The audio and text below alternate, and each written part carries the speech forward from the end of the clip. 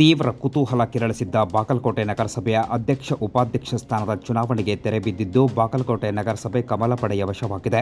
August 29 ಮಧ್ಯಾಹ್ನ 3 ಗಂಟೆ ಬಾಗಲಕೋಟೆಯ ನಗರಸಭೆ ಬಿಜೆಪಿ ಪಕ್ಷದ ಪಾಲಾಗಿದ್ದು, ನಿರೀಕ್ಷೆಯಂತೆ ಬಿಜೆಪಿ ಪಕ್ಷ ಅಧ್ಯಕ್ಷ ಉಪಾಧ್ಯಕ್ಷ ಗದ್ದುಗೆಯನ್ನು ಏರಿದೆ. ಸವಿತಾ ಲಂಕೆನ್ನವರ್ ಅವರು ನೂತನ ಅಧ್ಯಕ್ಷರಾಗಿ ಹಾಗೂ ಶೋಭಾ ರಾವ್ ಅವರು ನೂತನ ಉಪಾಧ್ಯಕ್ಷರಾಗಿ ಅವಿರೋಧವಾಗಿ ಆಯ್ಕೆಯಾಗಿದ್ದಾರೆ. ಬಿಜೆಪಿ ಪಾಳೆಯದಲ್ಲಿ ಸಂಭ್ರಮ ಮನೆ ಮಾಡಿದ್ದು, ಪಟಾಕಿ ಸಿಡಿಸಿ ಸಿಹಿ ಹಂಚಿ ಸಂಭ್ರಮಿಸಲಾಗಿದೆ. ಮಾಜಿ ಶಾಸಕ ಡಾಕ್ಟರ್ ವೀರಣ್ಣ ಚರಂತಿಮಠ್, ಸಂಸದ ಬಿಸಿ ಗದ್ದಿಗೌಡರ್, ರಾಜ್ಯಸಭಾ ಸದಸ್ಯ ನಾರಾಯಣ್ ಸಾಬ್ ಬಾಂಡ್ಗೆ, ಎಂಎಲ್ಸಿ ಪಿಎಚ್ ಪೂಜಾರ್ ಅವರು ಸೇರಿದಂತೆ ಬಿಜೆಪಿ ಪಕ್ಷದ ಪ್ರಮುಖರು ಉಪಸ್ಥಿತರಿದ್ದರು.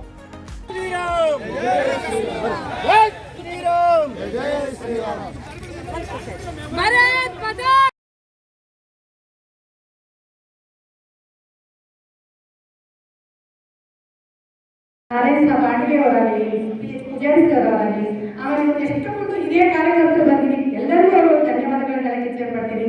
ಮತ್ತು ಎಸ್ಪೆಷಲಿ ನನ್ನ ವಾರ್ಡ್ನಲ್ಲಿ ನನಗೆ ಮೊದಲು ವಾರ್ಡ್ ನಾನು ಹೇಳ್ತೀನಿ, ನನ್ನ ವಾರ್ಡ್ನ ಜನರು ನನಗೆ ವೋಟ್ ಹಾಕಿ ನಾನು ಒಂದು ಮೆಂಬರ್ ಆಗಿ ಆಯ್ಕೆ ಮಾಡಿರೋ ವಾರ್ಡ್ ಮೆಂಬರ್, ಅವರೆಲ್ಲ ವಾರ್ಡಿನ ಸದಸ್ಯರಿಗೂ ಕೂಡ ನಾನು ಧನ್ಯವಾದಗಳನ್ನ ಹೇಳ್ತೀನಿ.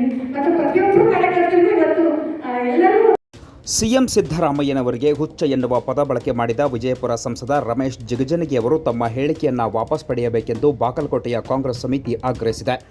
ಆಗಸ್ಟ್ 29 ಮಧ್ಯಾಹ್ನ 12 ಗಂಟೆ ಬಾಗಲಕೋಟೆಯ ನವನಗರದ ಪತ್ರಿಕಾ ಭವನದಲ್ಲಿ ಸುದ್ದಿಗೋಷ್ಠಿ ನಡೆಸಿ ಮಾತನಾಡಿದ ಕಾಂಗ್ರೆಸ್ ಪಕ್ಷದ ಜಿಲ್ಲಾ ಅಧ್ಯಕ್ಷ ಎಸ್.ಜಿ. ನಂಜನಮಠ್ ಹಾಗೂ ಶಾಸಕ ಜೆ.ಟಿ. ಪಾಟೀಲ್ ಅವರು, ಒಬ್ಬ ಸುಸಂಸ್ಕೃತ ರಾಜಕಾರಣಿಯಾಗಿ ರಾಜ್ಯದ ಸಿಎಂ ಬಗ್ಗೆ ಮಾಡಿರುವ ಪದ ಬಳಕೆ ವಾಪಸ್ ಪಡೆಯಬೇಕು, ತಮ್ಮ ಹೇಳಿಕೆಯನ್ನು ವಾಪಸ್ ಪಡೆಯಬೇಕೆಂದು ಆಗ್ರಹಿಸಿದ್ದಾರೆ.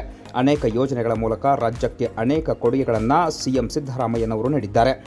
ರಾಜ್ಯಕ್ಕೆ ಸಿಎಂ ಸಿದ್ದರಾಮಯ್ಯ ಯಾರೆನ್ನುವುದು ಗೊತ್ತು. ರಾಜ್ಯದ ಸಿಎಂ ಬಗ್ಗೆ ಈ ರೀತಿ ಹೇಳಿಕೆ ಸರಿಯಲ್ಲ. ನಾವು ಎಂದೂ ಬಿಜೆಪಿಯವರ ನಡವಳಿಕೆ ಬಗ್ಗೆ ಹುಚ್ಚ ಎಂದು ಸಂಬೋಧಿಸಿಲ್ಲ. ಜಿಗಜಿಣಗಿ ಅವರು ತಮ್ಮ ಹೇಳಿಕೆಯನ್ನು ವಾಪಸ್ ಪಡೆಯಬೇಕು ಎಂದು ಕಾಂಗ್ರೆಸ್ಸಿಗರು ಒತ್ತಾಯಿಸಿದ್ದಾರೆ. ಸದಾ ಜಿಗಜಿಣಗಿ ಅವರ ವ್ಯಕ್ತಿತ್ವ ಕಳಪೆ ಆಗಿದೆ.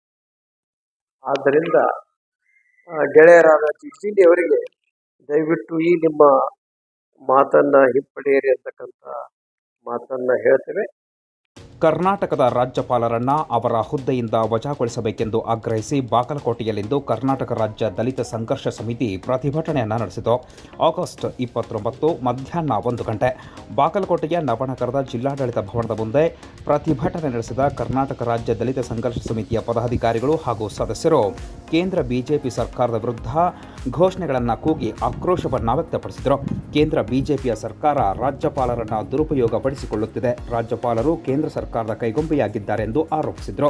ರಾಜ್ಯ ಸರ್ಕಾರವನ್ನು ಅಸ್ಥಿರಗೊಳಿಸಲು ಪ್ರಯತ್ನ ಮಾಡುತ್ತಿರುವ ಕೇಂದ್ರ ಬಿಜೆಪಿ ಸರ್ಕಾರದ ವಿರುದ್ಧ ಘೋಷಣೆಗಳನ್ನು ಕೂಗಿ ಆಕ್ರೋಶವನ್ನು ವ್ಯಕ್ತಪಡಿಸಿದರು. ಇನ್ನು ರಾಜ್ಯಪಾಲರನ್ನು ಅವರ ಹುದ್ದೆಯಿಂದ ವಜಾಗೊಳಿಸಬೇಕೆಂದು ಆಗ್ರಹಿಸಿ ಜಿಲ್ಲಾಧಿಕಾರಿಗಳ ಮೂಲಕ ರಾಷ್ಟ್ರಪತಿಗಳಿಗೆ ಮನವಿಯನ್ನು ಸಲ್ಲಿಸಲಾಯಿತು. ಈ ಸಂದರ್ಭದಲ್ಲಿ ಕಾಂಗ್ರೆಸ್ ಪಕ್ಷದ ಪರಿಶಿಷ್ಟ ಜಾತಿ ವಿಭಾಗದ ಜಿಲ್ಲಾ ಅಧ್ಯಕ್ಷ ರಾಜು ಬನ್ನಿಕೇರಿ ಅವರು ಸೇರಿದಂತೆ ಸ್ಥಳೀಯ ಪ್ರಮುಖರು ಮತ್ತು ಕರ್ನಾಟಕ ರಾಜ್ಯ ದಲಿತ ಸಂಘರ್ಷ ಸಮಿತಿಯ ಪದಾಧಿಕಾರಿಗಳು ಸದಸ್ಯರು ಉಪಸ್ಥಿತರಿದ್ದರು. 2013 ಹಿಂದಿನ ಏನೋ ರಾಜ್ಯದ ಮುಖ್ಯಮಂತ್ರಿಗಳಾದಂಥ ಯಡಿಯೂರಪ್ಪರವ್ರನ್ನ ಜೈಲಿಗೆ ಅಂಟಿಸಿದಂಥ ಕೆಲಸ ಮಾಡಿದ್ರು.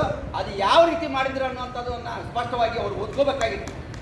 ಬಾಗಲಕೋಟೆಯ ನವನಗರದ ಜಿಲ್ಲಾ ಕ್ರೀಡಾಂಗಣದಲ್ಲಿ ಆಯೋಜಿಸಲಾಗಿದ್ದ ಜಿಲ್ಲಾ ಮಟ್ಟದ ಕ್ರೀಡಾಕೂಟವನ್ನು ಬಾಗಲಕೋಟೆಯ ಎಂಎಲ್ಸಿ ಪಿಎಚ್ ಪೂಜಾರ್ ಅವರು ಉದ್ಘಾಟನೆಗೊಳಿಸಿದರು. ಆಗಸ್ಟ್ 29 ಮಧ್ಯಾಹ್ನ 12 ಗಂಟೆ ಬಾಗಲಕೋಟೆಯ ನವನಗರದ ಜಿಲ್ಲಾ ಕ್ರೀಡಾಂಗಣದಲ್ಲಿ ಜಿಲ್ಲಾಡಳಿತ, ಜಿಲ್ಲಾ ಪಂಚಾಯತ್, ಯುವ ಸಬಲೀಕರಣ ಮತ್ತು ಕ್ರೀಡಾ ಇಲಾಖೆ ಹಾಗೂ ಅಲ್ಪಸಂಖ್ಯಾತರ ಕಲ್ಯಾಣ ಇಲಾಖೆ ಇವರ ಸಹಯೋಗದಲ್ಲಿ ರಾಷ್ಟ್ರೀಯ ಕ್ರೀಡಾ ದಿನಾಚರಣೆಯ ಅಂಗವಾಗಿ ಜಿಲ್ಲಾ ಮಟ್ಟದ ಕ್ರೀಡಾಕೂಟ ಕಾರ್ಯಕ್ರಮ ಜರುಗಿತು. ಕಾರ್ಯಕ್ರಮವನ್ನು ಉದ್ಘಾಟಿಸಿ ಎಂಎಲ್ಸಿ ಪಿಎಚ್ ಪೂಜಾರ್ ಅವರು ಮಾತನಾಡಿದರು.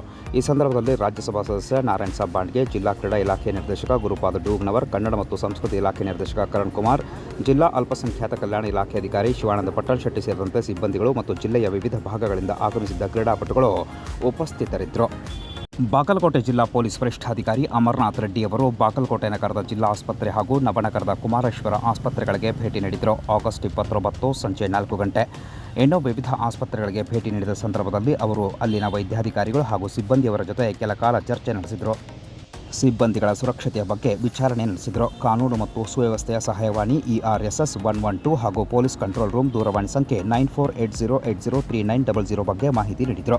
ಈ ಸಂದರ್ಭದಲ್ಲಿ ಡಿವೈಎಸ್ಪಿ ಪಂಪನಗೌಡ ಅವರು ಸೇರಿದಂತೆ ವಿವಿಧ ಹಂತದ ಪೊಲೀಸ್ ಅಧಿಕಾರಿಗಳು ಉಪಸ್ಥಿತರಿದ್ದರು.